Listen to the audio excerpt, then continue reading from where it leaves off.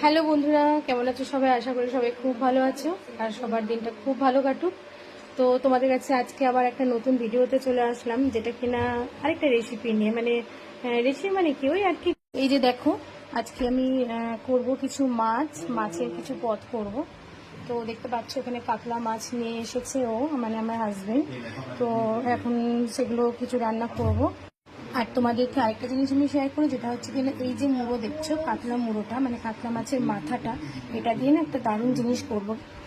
কি বলো তো, পুঁই শাক চচ্চড়ি, মানে পুঁই শাকটাকে মাছের মাথা দিয়ে তো এই যে দেখতে পাচ্ছ, কি বলো তো, পুঁই শাক গাছ। তো আমার এই উইন্ডো গার্ডেনে একটা আমি পুঁই শাক গাছ লাগিয়েছিলাম, তো সেটা দেখতে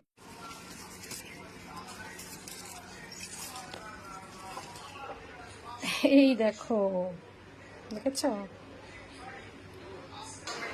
দেখো, দেখতে পাচ্ছ? অলরেডি বসিয়ে দিয়েছি আমার পুঁইশাক মুড়ো দিয়ে চচ্চড়ি। দেখতে পাচ্ছ?